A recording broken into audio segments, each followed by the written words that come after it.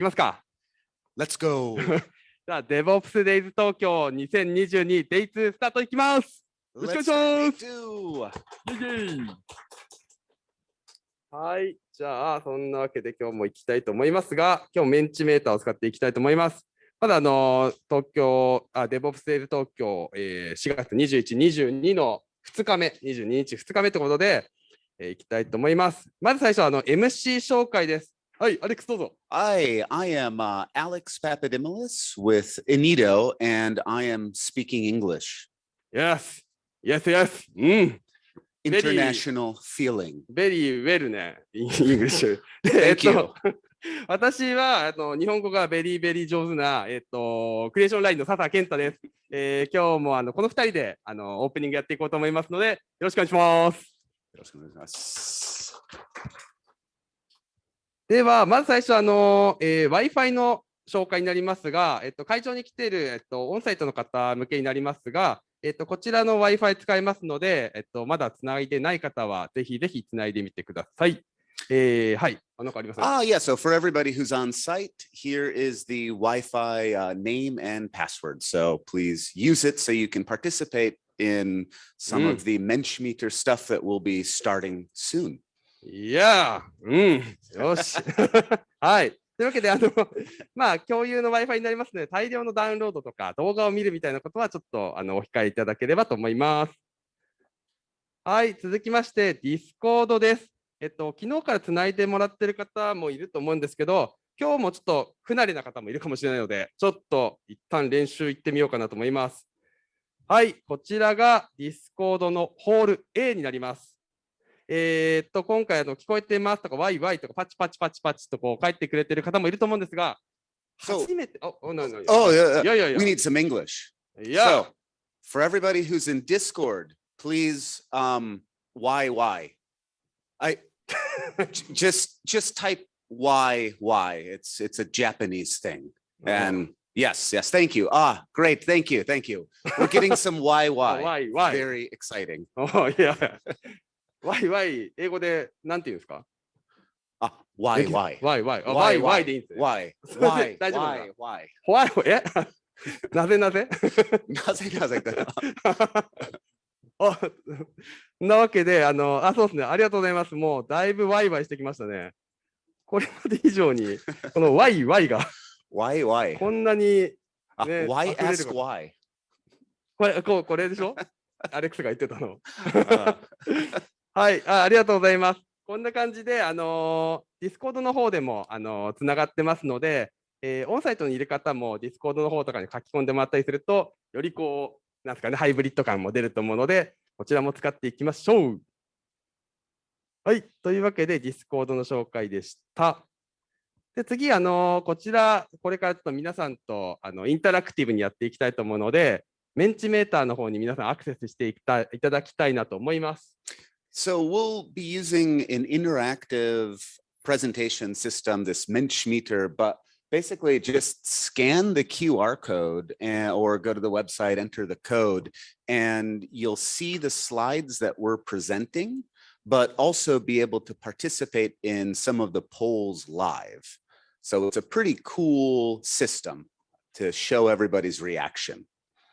はい。というわけで、アクセスされた方は、もうすでになんかこう、リアクションをしてくれてる。ちょっとオンサイトだと見えづらいんですけど、これでなんかハートとか、なんかグーみたいなのが飛んでると思うんですけど、この辺押してもらえると、アクセスできたんだなっていうのが確認できますので、もしお手間でなければ、ピピピッと押してもらえればと思います。だいぶ増えてきましたね。もうちょっと待ってみますか。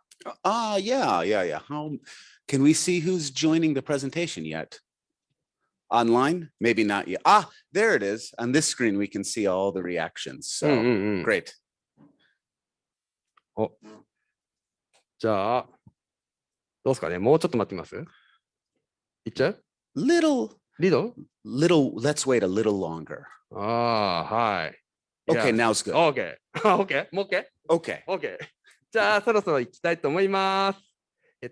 まだアクセスできてない方も、ちょこっとこう QR コードだけ取ってもらえるといけると思うので、やってみてください。はい。というわけで、改めてようこそ DevOpsDays 東京2022。Welcome to DevOpsDay Tokyo 2022. イェイイェイイェイ、ワイワイワイ。Why? はい。というわけで、最初に DevOpsDays 東京の説明をしていきたいと思います。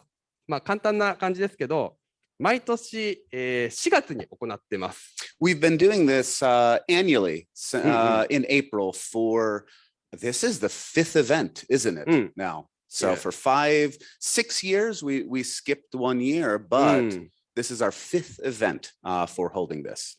そうなんですよね。2020年ですかね。1回休みになったんですよね。Right. 2 years ago, we took a break because of the pandemic, but we came back last year in the same hybrid format.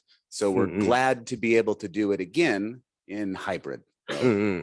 というわけで、今年が2回目のハイブリッド開催になるんですけど、まあ、こんな形でオンサイトにも集まってもらいながら、オンラインでもディスコードとかから参加してもらうという形でやっております。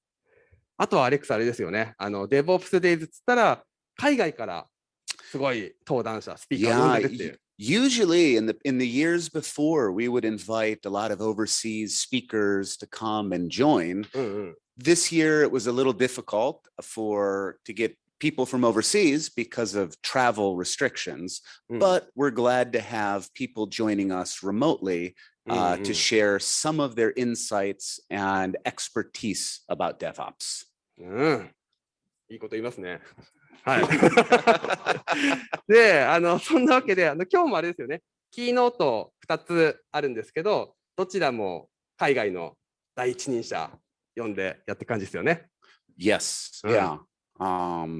Yeah, those will be great. Our opening keynotes, I think, will be good to bring some of the expertise from overseas and learn more about it here. というわけで、そんな感じで DevOpsDays 東京っていうのをやっております。じゃあ、まず今日 Day2 になるので、Day1 の振り返りからいきたいなと思います。もしかして Day1 参加されてない方もいるかもしれないんですけど、あ、こんな感じだったんだなっていうのを、なんとなくこう思ってもらえればいいかなと思います。あ、いいですか？ Oh, yeah. Go ahead. Yeah. So yesterday we asked everybody, we want to look at how yesterday was. So let's try is this the slide where we ask? So how was yesterday? そうですね。もう昨日どうでしたと。Inspiring. あ、そうですね。もう Very good. 最高でした。最高でした。いいですね。まあこんな感じでもう、why? I'm happy to see. Why? これ今日じゃないですか。はい。そうですね。Enjoy. Oh. We're getting a lot of English descriptions, which is good. Very good too. なんか英語で書いてくれてる人が結構いますね。あ、英語で書いてくれてるかと思いきや、最高。Perfect. Yeah. Great. お、弁当おいしい。弁当おいしいある？あ、いいっすね。あ、弁当おいしいといえば、結構弁当が余り気味になるので、皆さんよければお持ち帰りとか、2つも食べちゃおうかなみたいな人は食べてもらっても全然大丈夫だと思うので、もう残さず食べちゃいましょう。Yeah, we had how many leftover bento yesterday? Almost 20? いやでも最後はみんな持ち帰ったりとかしたので、ゼロ。Good. No waste. はい。というわけで、Day1 はこんな感じでした。で、続いて Day1 でですね、こう学んだこととか、興味があった、こんなのが興味出てきたなっていうことがあれば、皆さん教えてください。Yeah, so aside from delicious bento, what impressed you about DevOps and other things did you learn? これ、アレックスわかります？今半って。今日もそうですけど、弁当の作ってくれてるお店です。I didn't. 今。結構真ん中に論文がありますね。Make room for experiments. Yes, that's really good. seven conversation styles. That was Aras's presentation. はいはいはいはい。Yeah. プロダクトリサーチルールズの。Yeah, yeah. That was a really good talk. I hope he can join us next year in person. It's a great book he made in Japanese. It's translated. なんか4月に翻訳出たんですよね。というところで、あとでもやっぱ論文カルチャー、ファクトベースとかコミュニケーションとか、そんなワードが多いですね。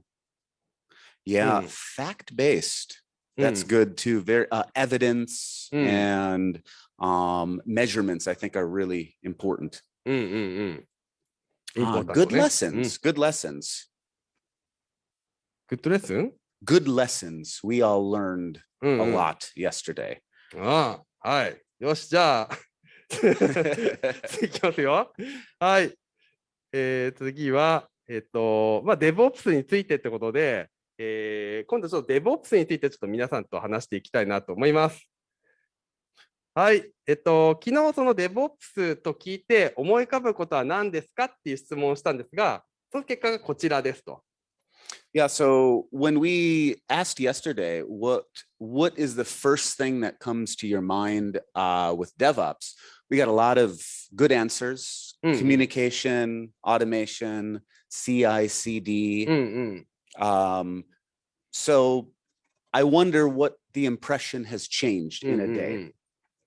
あとこう牛尾さんとか人の名前がついてるのも面白いですよね。あ、牛尾。